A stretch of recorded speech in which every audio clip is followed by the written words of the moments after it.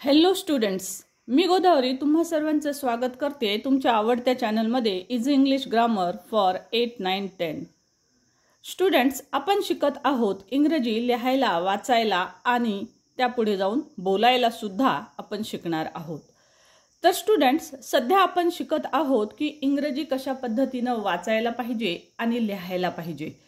तर स्टुडंट्स, त्यासाठी आपण मागील व्हिडिओमध्ये म्हणजेच पार्ट 18 मध्ये आपण पाहिलं होतं की कशा पद्धतीनं आपण कुठल्याही नाव आलं जगातलं तरी सुद्धा आपण ते इंग्रजीमध्ये त्याच्या स्पेलिंग आपण बनवू शकतो.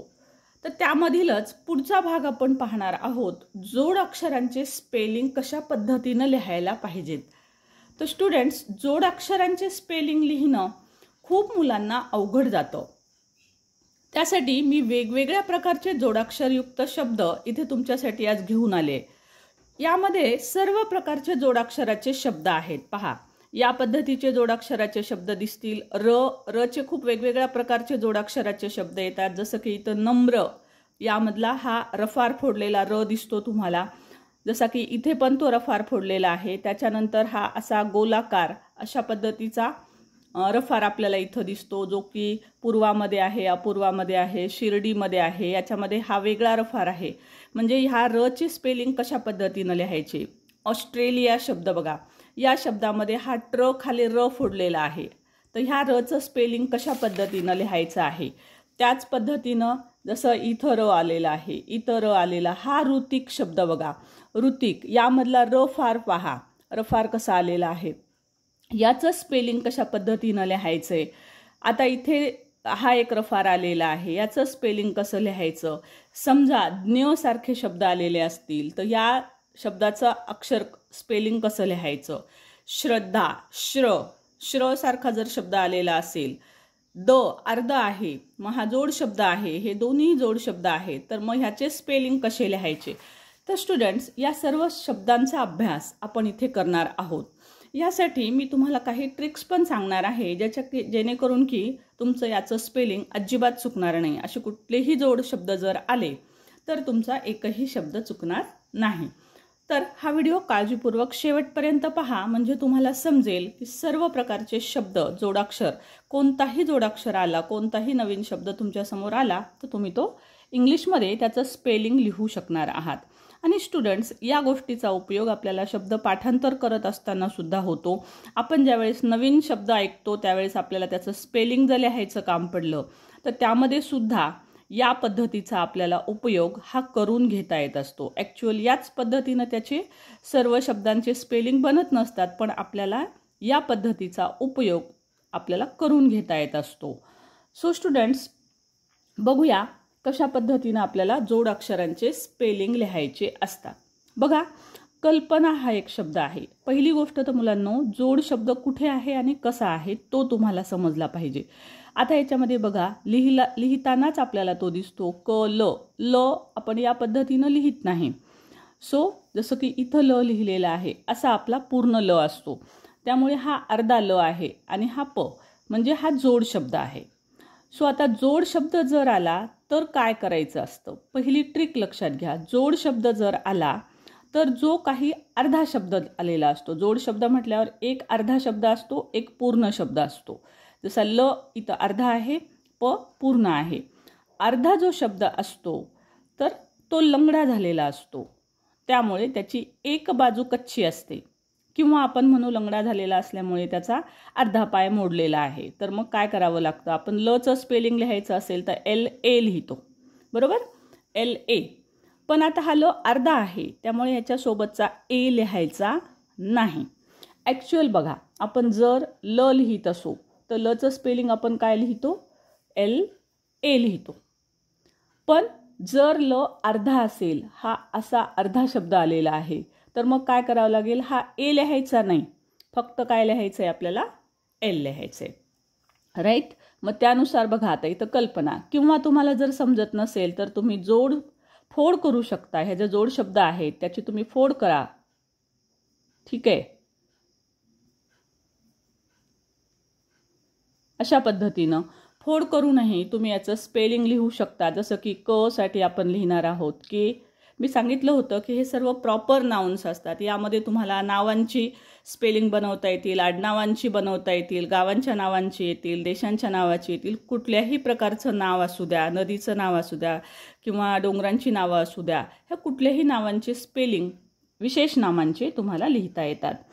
तर बघा, क साठी के लिहिलं, ल हा अर्धा आहे, ह्या क सोबत अ असणार आहे, त्यामुळे आपल्याला के ए लिहावं लागेल. हा ल अर्धा आहे, त्यामुळे आपण लिहिणार फक्त एल. त्यानंतर प हा पूर्ण आहे, त्यामुळे आपल्याला पी आणि त्याच्यासोबतचा ए लिहायचा आहे. आपण मागील व्हिडिओत पाहिलं, स्टुडंट्स पार्ट 18 जर पाहिलेला नसेल तो जरूर पहा. त्यामध्ये मी पूर्ण मराठी अक्षरं, अ आई, त्याची बाराखडी आणि त्याचे इंग्रजी अक्षरं हे पण त्यात दिलेले आहेत. ते तुम्हाला आता पाठ झालेले आहेत अशी अपेक्षा करते आणि त्यानुसार मी तुम्हाला इथे पुढे शिकवते. ज्यांनी तो पाहिलेला नसेल तो जरूर पहा. तर बघा, प त्याच्यानंतर ना, न साठी एन आणि कानासाठी येतो ए, कल्पना. राईट. सो या पद्धतीनं आपल्याला स्पेलिंग लिहायचं आहे. आता बघूया हा दुसरा शब्द. आता पहिले आपल्याला लिहायचं य, यला उकार. सो य साठी येणार आहे वाय. उकारसाठी पहिला उकार आपण लिहिणार आहोत यू. त्यानंतर आता हा क अर्धा आहे, सो अर्धा क म्हणलं की आपल्याला त्याला काय करायचं, त्याचा एक पार्ट काढून टाकायचा आहे. सो फक्त के लिहायचा आहे. केच्या सोबत ए राहणार आहे का? नाही, कारण तो आता लंगडा झालेला आहे, अर्धाच आहे तो. त्यानंतर त, त साठी स्पेलिंग लिहितो आपण टी आणि कानासाठी लिहितो ए, युक्ता. युक्ता. ठीक आहे. सो अशा पद्धतीनं हा झालेला आहे आपला जोड शब्द तयार. आता बघूया कल्याण. तुम्हाला जर या पद्धतीनं लिहिणं अवघड जात असेल तर तुम्ही या पद्धतीनं खूप बिगिनर असाल, तुम्ही कधीच नावाचे स्पेलिंग लिहिलेले नसतील, तर असा एक एक शब्द फोड करा आणि या पद्धतीनं लिहा. ठीक आहे. सो मी तुम्हाला या पद्धतीनं सांगते आहे, कारण आपल्याला समोर नाव पाहिलं की ते लिहावं लागतं. तर मग या पद्धतीनं जर सराव केलात तर तुम्हाला जास्त सोपं जाईल. पण खूपच बिगिनर्स असाल, अगदी दुसरी तिसरीचे विद्यार्थी असाल, तर मात्र अशा शब्दाची फोड करा. पालकांना पण विनंती आहे की त्यांनी मुलांना वाटल्यास अशा शब्दांची फोड करून द्यावी, जेणेकरून की ते असे स्पेलिंग बनवू शकतात. सो बघूया नेक्स्ट वर्ड कल्याण. आता इथे जोड शब्द बघा, आधी हे लिहून घेऊया. क कॅपिटल, त्याच्यासोबतचा ए, आता ल लंगडा झालेला आहे त्यामुळे फक्त एल. त्यानंतर य, य साठी वाय, काना आहे त्यासाठी ए आणि न, न साठी येणार आहे यन. आता इथे हा पूर्ण न असेल तरी आपण नियम पाहिलेला आहे की शेवटी जर आलेला असेल एखादा शब्द बिना काना मात्राचा तर त्याच्यासोबतचा ए लिहायचा नाही, त्यासोबत आपल्याला फक्त लिहायचं आहे यन. नेक्स्ट सुकन्या.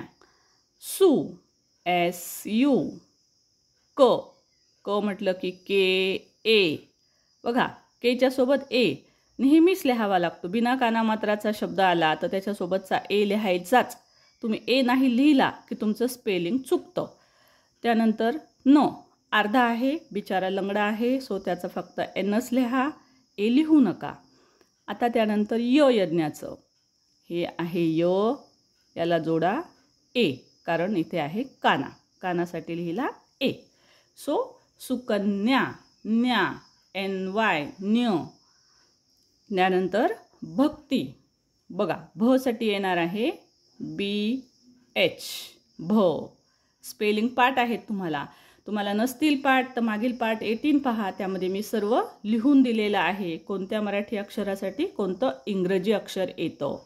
सो बघा, भ, त्यानंतर क अर्ध, सो के, ए लिहायचा नाही, टी. आता लक्षात घ्या, वेलांटी ही दुसरी आहे. जर दुसरी वेलांटी शेवटी आली, लक्षात घ्या स्टुडंट्स, जर दुसरी वेलांटी शेवटी आली तर त्यावेळेस आय स्पेलिंग लिहायचं, डबल ई लिहायचं नाही. ॲक्च्युअल दुसरी वेलांटी असेल तर आपण दुसऱ्या ईसाठी डबल ई स्पेलिंग येतं, परंतु जेव्हा आपण नावांची अक्षरं इंग्लिशमध्ये लिहित असतो, स्पेलिंग तयार करत असतो, त्यावेळेस जर वेलांटी आली दुसरी असेल तरीसुद्धा स्पेलिंग लिहायचं असतं आय.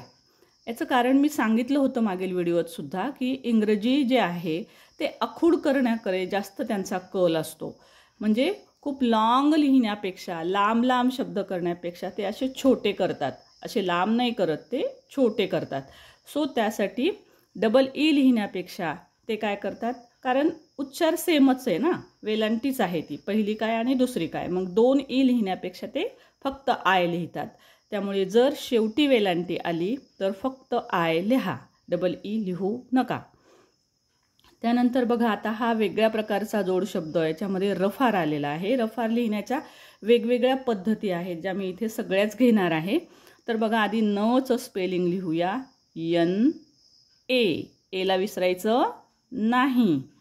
आता म आणि र. आता इथे बघा, कदाचित तुम्हाला हा शब्द समजणार नाही तर मी फोड करून दाखवते. न अधिक म्र, म्र.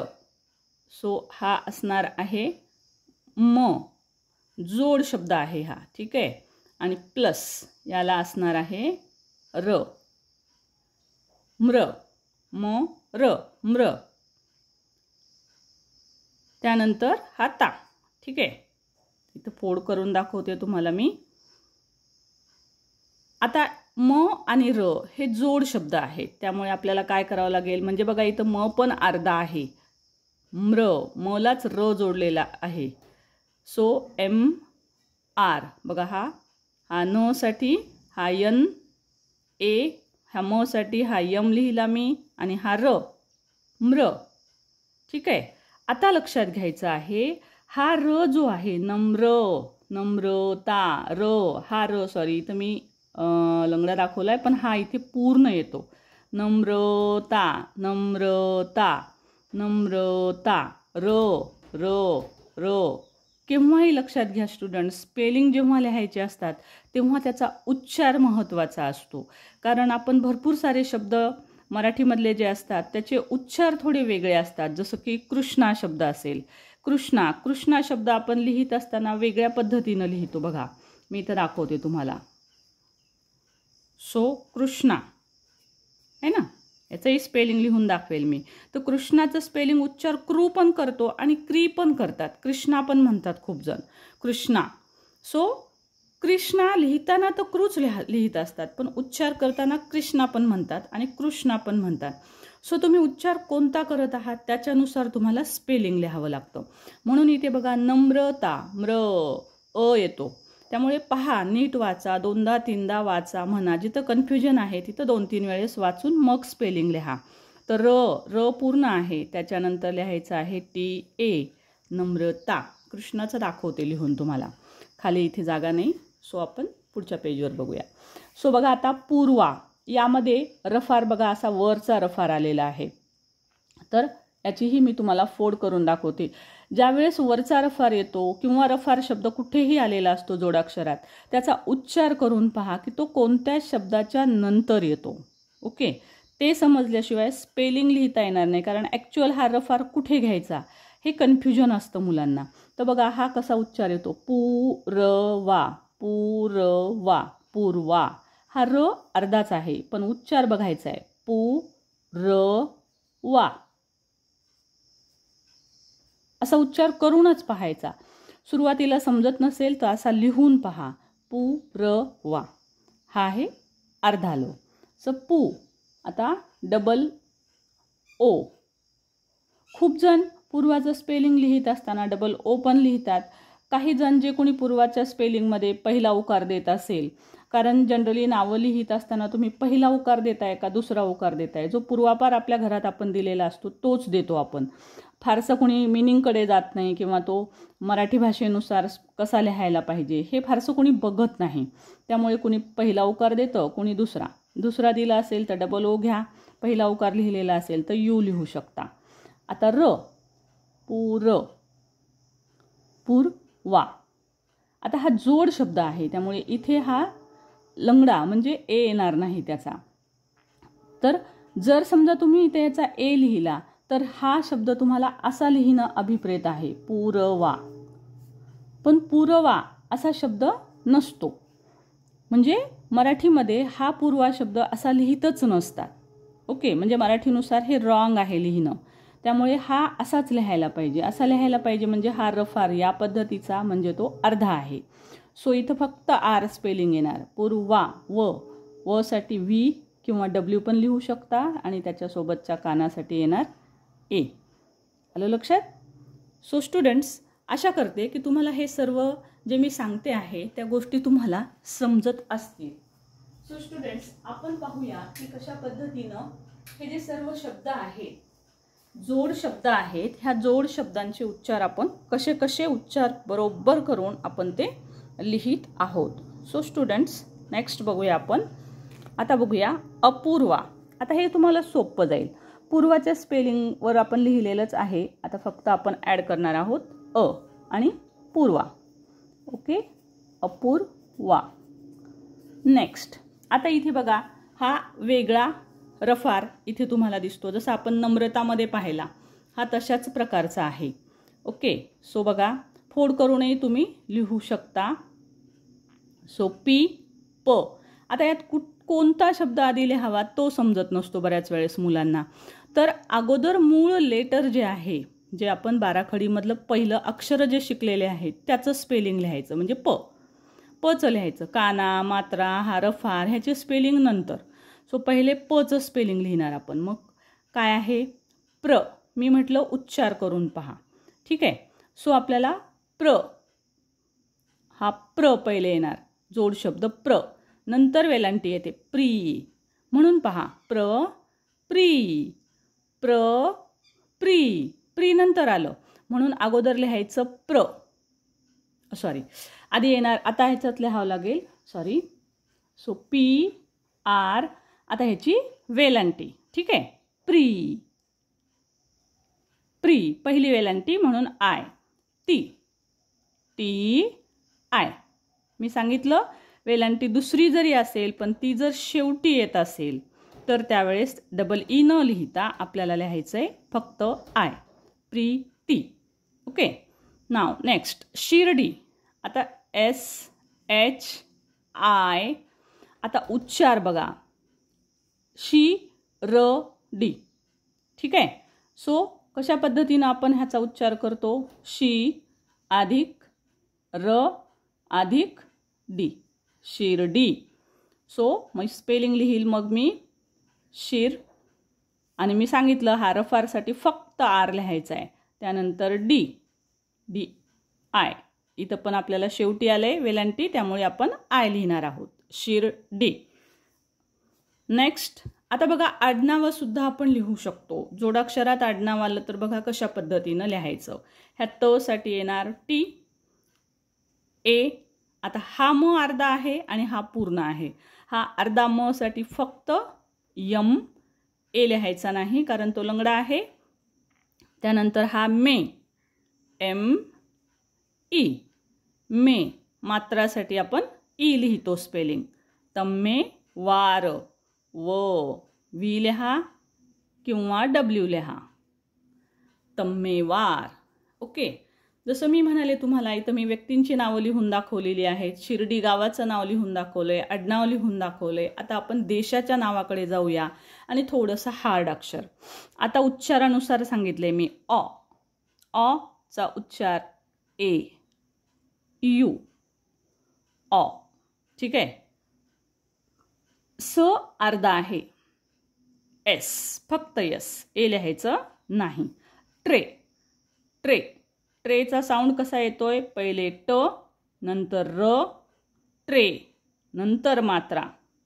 ऑस्ट्रे. ट्रे ट्र टर टर रे ट्रे. ठीक आहे. या पद्धतीनं उच्चार करून पहा बिगिनर्सने. ऑस्ट्रेलिया. ली पहिली वेलांटी या वाय ए. ऑस्ट्रेलिया. बघा स्टुडंट्स, मोठा शब्द आहे म्हणून घाबरायचं काहीच कारण नाही आहे. एक एक स्पेलिंग लिहित जा, तुम्हाला निश्चित जमेल. ठीक आहे. फक्त जोडाक्षरांची जरा प्रॅक्टिस जास्त करावी लागते. जोडाक्षरांची नावं लिहून घ्या. खरं पाहायला गेलं तर हे जे नियम आहेत ते फक्त नावांसाठीच उपयोगाला येतात. तुम्ही इतर असे कोणतेही शब्द जर त्या मराठीमधले लिहू लागलात तर त्याला तसे शब्द जमत नाहीत. त्याला पर्टिक्युलर असा एक इंग्रजी शब्द असतो तर तोच आपल्याला लिहावा लागत असतो, आहे की नाही. ही थोडीशी गंमत आहे. समजा आता तुम्ही पिझ्झा शब्द म्हणालात, आता पिझ्झा हे नाव आहे, त्यामुळे तुम्ही पिझ्झाचं स्पेलिंग तिथे लिहू शकता. पण तुम्ही जर म्हणलात की मी वरण भातचं स्पेलिंग लिहून पाहते, तर वरण भात हा जो शब्द आहे तर ॲक्च्युअल हा पण एक विशेष नाम होईल, त्यामुळे ते लिहिता येईल तुम्हाला. परंतु असे अनेक शब्द असतात की ज्या शब्दाला पर्टिक्युलर शब्द आहे. समजा वाटी शब्द आहे, वाटी. तुम्ही म्हणलात की वाटीचं स्पेलिंग लिहिते मी VATI, मला आता येतो, मी वाटी लिहिते. तो वाटी नाही लिहिता येणार तुम्हाला, कारण वाटीला पर्टिक्युलर एक शब्द आहे बाउल. तुम्हाला बाउलच लिहावं लागेल, आहे ना. एक छोटी प्लेट आहे, तर प्लेटला प्लेटच शब्द लिहावा लागेल तुम्हाला. तुमच्याकडे जर ताट म्हणत असतील तर तुम्हाला ताट शब्द जमणार नाही आहे, तो त्यासाठी तुम्हाला प्लेट हाच शब्द लिहावा लागतो. म्हणजे इंग्रजीमधले जे काही पर्टिक्युलर शब्द आहेत, त्यांना इंग्रजीमधले जर नावं असतील, इंग्रजीमधले जर विशेष शब्द असतील, तर त्याचे स्पेलिंग आपल्याला या मेथडने तयार करता येत नाहीत, हे लक्षात ठेवा. हे स्पेलिंग लिहिण्याच्या ज्या पद्धती आहेत त्या फक्त आपल्याला विशेष नामासाठीच वापरता येतात. याची मदत तुम्ही घेऊ शकता. आता बाउल, तर बाउल ब साठी बी येतं, हे आपण यात शिकलेलो आहोत. तर बाउलचं स्पेलिंग लिहिताना आपल्याला बीनं सुरुवात करावी लागेल. अशी मदत तुम्ही घेऊ शकता. ओके, नेक्स्ट वर्ड बघूया आपण. महाराष्ट्र. बघा, याचं स्पेलिंग आपल्याला तर नेहमीच लिहावं लागतं, आहे की नाही. पहा, म म्हटलं की काय येणार, MA. हा म्हटलं की काय येणार, HA. रा म्हटलं की RA. आता आला श, अर्धा, SH. अर्धा, त्यामुळे ए लिहायचं नाही. ट्र. आता टी आणि नंतर ट्र, महाराष्ट्र. आता महाराष्ट्राचं स्पेलिंग ट्र असं पण लिहितात, महाराष्ट्रा असं पण लिहितात. ओके, सो तुम्ही महाराष्ट्र TR पर्यंत जरी स्पेलिंग लिहिलं तरी करेक्ट आहे. इंग्रजीमध्ये उच्चार करत असताना बऱ्याच वेळेस महाराष्ट्र याचा उच्चार महाराष्ट्रा असा केला जातो, त्यामुळे TRA पण स्पेलिंग लिहिलं तरी तुमचं ते करेक्ट येणार आहे. इथे मात्र तुम्ही हे एक्सेप्शन आहे असं समजू शकता, कारण शेवटी जर असेल तर आपण ए लिहित नाही, त्यामुळे तुम्ही ए न लिहिता लिहिलं तरी हे स्पेलिंग तुमचं अगदी करेक्ट आहे. परंतु तुम्ही न्यूजमधनं वगैरे जर ऐकलं तर महाराष्ट्रा असा उल्लेख केलेला असतो, त्यामुळे TRA पण स्पेलिंग लिहिलं तरी करेक्ट येऊ शकतं. एक्सेप्शन समजा आपण शेवटी आल्यावर आपल्याला ए लिहायचं नसतं. त्यानंतर बघा, आडनाव जर आलं अशा पद्धतीचं जोडाक्षरात आणि अनुस्वारासहित, तर अनुस्वाराचे अक्षर कसे लिहायचे मी मागील भागात सांगितलेलं आहे. बघूया इथे. आता के केंद्रे. बघा, के अधिक न, अनुस्वारासाठी न अर्धा, पूर्ण कधीच नसतो अनुस्वारासाठी. के न आणि त्याच्यानंतर प्लस द्रे. ओके, केंद्रे. सो न अर्धा, द आधी द, द्रे द्र द्र. ओके, आता द साठी डी लिहितो आपण, नाही का, कारण द स्पेशल इंग्लिशमध्ये कोणताच शब्द नाही, त्याच्यासाठी आपण डी स्पेलिंग लिहितो. त्याच्यानंतर मात्रा, केंद्रे. ओके, त्यानंतर नेक्स्ट बसव कल्याण. बघा, BA. स्व जोडाक्षर SV लिहू शकता किंवा W लिहिलं तरी चालतं. व पूर्ण आहे, त्यामुळे वच्या सोबतचा ए लिहायचा आहे. बसव कल्याण, KA. ल अर्ध आहे, L. याच्यासोबत Y जोडा, कल्याण. न शेवटी आहे, त्यामुळे फक्त N, ए लिहायचा नाही. नेक्स्ट कीर्ती, KI.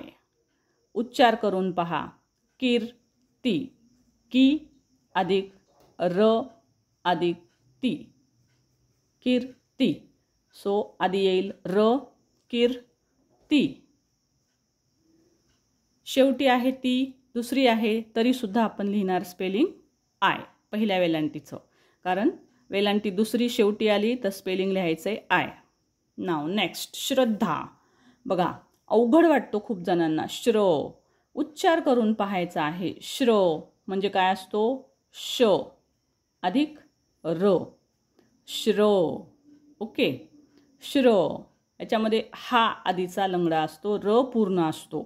सो स्पेलिंग तयार होईल SHR. श्र. र पूर्ण असतो. उच्चार थोडासा नीट करून पहा. श्रद्धा, श्र. र पूर्ण आहे, श्र. श अर्धा, र पूर्ण. श्र प्लस द अर्धा आहे प्लस धा, श्रद्धा. सो श्र हा द, बघा द अर्धा लिहिते मी. द म्हणजे डीच्या ए लिहित नाही, कारण हा अर्धा आहे. द नंतर त्याला ध जोडायचे. धचं स्पेलिंग आहे DH. डी डबल दिसेल तर द साठी डी आहे, ध साठी DH आहे आणि कानासाठी ए. श्रद्धा. ओके. सो बघा, कसलाही जोड शब्द येऊ द्या, घाबरू नका. तो शब्द दोनदा तीनदा म्हणा. म्हणत असताना कोणत्या शब्दानंतर कोणता शब्द येतो, म्हणजे लेटर कोणतं येतं आधी, त्याचा उच्चार नीट पहा. जसं मी कृष्णा म्हटलं, लिहून दाखवते, मग तुम्हाला समजेल की कसे कसे वेगवेगळे उच्चार होतात. जसं इथं पण पहा, ऋतिक आहे ना, हा पण शब्द त्याच पद्धतीचा आहे, कृष्णाच्या मेथडचा. आता याचा उच्चार रू रू रू म्हणजे उकारासारखा पण करतात. उकारासारखा केला तर रू आहे ना, ह र रू रू.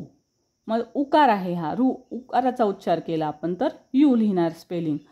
त्यानंतर TI आणि K, ऋतिक.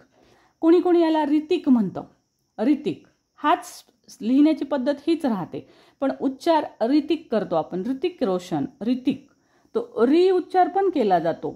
लिहिण्याची मेथड हीच असते, पण उच्चार ऋतिक असाही केला जातो. त्यामुळे हे पण स्पेलिंग करेक्ट येतं. काही जण याचा उच्चार ऋतिक करतात, री ती क. सो हा पण स्पेलिंग करेक्ट आहे. मग तुम्ही म्हणाल मॅडम ऋतिक लिहायचं असेल तर कोणतं लिहावं स्पेलिंग? तर दोन्हीही करेक्ट आहे. तुम्ही तुमच्या घरामध्ये कोणतं लिहिता ते लिहा, किंवा तुम्ही उच्चार कशा पद्धतीनं करता त्यानुसार तुम्ही ते स्पेलिंग जरूर लिहा, म्हणजे तुम्हाला ते स्पेलिंग लिहिता येईल. पण दोन्ही मेथड अगदी करेक्ट आहेत. त्यानंतर ज्ञानेश.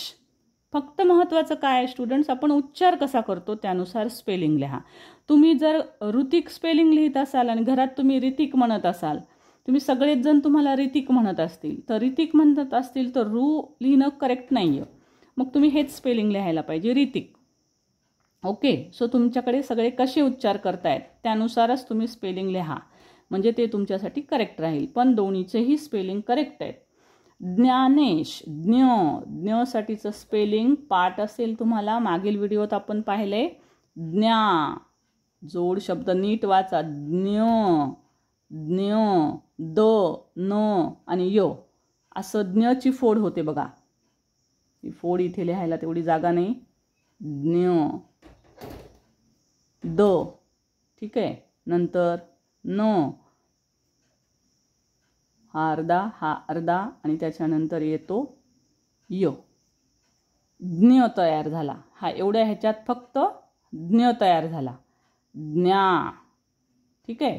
प्लस ने प्लस श, ज्ञानेश, ज्ञानेश. ओके. सो या पद्धतीनं स्पेलिंग तयार होतं.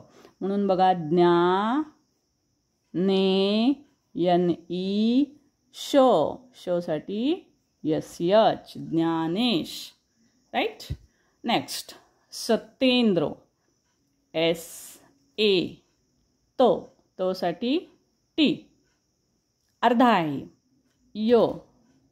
Y, सत्ते ते मात्रा ई, मात्रासाठी येतं ई.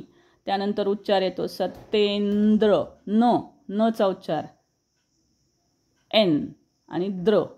ओके. DR इतकं पण लिहू शकता, DRA पण लिहू शकता.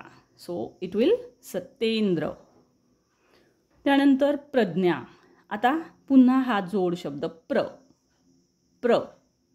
आता तुम्हाला लिहिता येईल प्र ज्ञा. ज्ञाचं स्पेलिंग मी शिकवलं तुम्हाला, DNYA, काना असल्यामुळे ए. DNY हे फोड मी तुम्हाला ज्ञची इथं करून दाखवली. ज्ञ शब्द कसा तयार होतो, द अधिक न अधिक य, 3 शब्द आहेत त्याच्यामध्ये, म्हणून तो स्वतःच एक जोड शब्द आहे. सो प्रज्ञा. त्यानंतर बघूया पल्लवी. So C. प साठी पी, हा एक ल आहे, पी ए लिहावं लागेल. अशाच चुका होतात पहा. फक्त पीच लिहिल्या जातं, त्याच्यासोबतचं ए राहतंच. असा खूप विद्यार्थ्यांसोबत होतं. पण असं लिहिलं की त्याचं स्पेलिंग चुकतं. So P A. त्यानंतर हा ल साठी एल ए लिहायचं नाही, कारण हा लंगडा ल आहे, अर्धा आहे. त्यानंतर हा मात्र पूर्ण आहे. बघा वर मी काना दिलेला आहे. सो आपल्याला लिहावं लागेल एल ए. ओके. ल एल आणि L A. V Pallavi. V शेवटी आहे म्हणून फक्त आय, दुसरी वेलांटी शेवटी. आता बघा मी तुम्हाला म्हणाले होते की कृष्णा शब्द दाखवते लिहून. ठीक. तर बघा कृष्णा. ऋतिक सारखेच याचे पण स्पेलिंग तयार होतात. कृष्णा आपण असं पण म्हणतो आणि कृष्णा पण म्हणतो. सो कृष्णा जर लिहिलं तुम्ही तर तुमचं स्पेलिंग तयार होईल KRU. ह्या शोसाठी SH अर्धा, त्यानंतर N आणि A. कृष्णा. किंवा तुम्ही याचं स्पेलिंग लिहू शकता Krishna. KRISHNA. Krishna. Okay. So students, अशा पद्धतीनं हे दोन्हीही स्पेलिंग करेक्टच आहे. बघा स्टुडंट्स, तुम्हाला जर यापैकी कोणतेही जोड शब्द लिहायला अवघड वाटत असतील तर तुम्ही मला या नंबरवर कॉल करू शकता. तुम्हाला लिखाण वाचन करत असताना कुठल्याही प्रकारची अडचण आली, ग्रामर सोडवत असताना सुद्धा तुम्हाला काही अडचण आली तर तुम्ही मला या नंबरवर कॉन्टॅक्ट करू शकता. ठीक आहे. सो कुठल्याही प्रकारची अडचण असो, लिखाण वाचन करतानाची अडचण असो, तर तुम्ही या नंबरवर मला कॉन्टॅक्ट करू शकता. किंवा तुम्हाला ग्रामर शिकण्याची काही अडचण असेल तर तुम्ही मला या नंबरवर कॉन्टॅक्ट करू शकता. सो स्टुडंट्स, अशा प्रकारे जोडाक्षर कसेही आले तरी आपण त्याचे स्पेलिंग तयार करू शकतो. सो त्यासाठी हा व्हिडिओ तुम्ही जर या आधीचा पाहिला नसेल तर तोही पहा आणि हा पण व्हिडिओ शेअर करा. आणि हो स्टुडंट्स, तुमच्या सर्वांसाठी मी एक वर्क देते, होमवर्क देते आहे. सो तुम्ही याच पद्धतीचे स्पेलिंग जे आहेत ते मला लिहून दाखवायचे आहेत. एक स्पेलिंग देते आहे मी तुमच्यासाठी इथे, ज्ञानेश्वर. ठीक आहे. तुम्ही मला कमेंट बॉक्समध्ये याचं स्पेलिंग लिहून दाखवा. ज्ञानेश्वर. ओके. कमेंट बॉक्समध्ये याचं स्पेलिंग तुम्ही लिहून दाखवा. ठीक आहे. ज्ञानेशचं तर आपण तयारच केलेलं आहे. तर तुम्हाला बघूया ज्ञानेश्वरचं स्पेलिंग तयार करता येतं का. ज्यांना ते ज्ञानेश्वरचं स्पेलिंग तयार करता येईल त्यांनी मला ते कमेंट बॉक्समध्ये जरूर टाकायचं आहे ज्ञानेश्वरचं स्पेलिंग. मग माझ्या लक्षात येईल की तुमच्यापैकी किती जणांना जोडाक्षर आता छान जमत आहे. सो स्टुडंट्स, अशाच यासारख्याच व्हिडिओसाठी आणि गमतीशीर अनेक गोष्टी आपल्याला शिकायच्या आहेत. याच्यानंतर काही शब्दांचे तुम्हाला वेगवेगळे उच्चार का होतात, जसं की ग असेल, गला आपण जी असेल तर आपण ग वाचतो, किंवा जी साठीच आपण ज पण वाचतो. मग जी साठी आपण ग केव्हा वाचावं, ज केव्हा वाचावं, असे जे काही कन्फ्युजिंग वर्ड्स आहेत तर त्याचे स्पेलिंग कसे लिहायचे हे मी तुम्हाला पुढील व्हिडिओत सांगणार आहे. सो पुढचे व्हिडिओसुद्धा पाहत राहा. व्हिडिओ आवडला असेल तर लाईक जरूर करा, शेअर करा, चॅनल सबस्क्राईब करून घ्या, कारण याच्यानंतर लवकरच अगदी 1-2 व्हिडिओ नंतरच आपण स्पोकनला सुद्धा सुरुवात करणार आहोत. How to speak in English. मराठीतून आपण शिकणार आहोत की इंग्रजीमध्ये कसं बोलायचं आहे, ते सुद्धा यूट्यूबवर फ्रीमध्ये माझ्यासोबत. त्यासाठी चॅनल सबस्क्राईब जरूर करून ठेवा.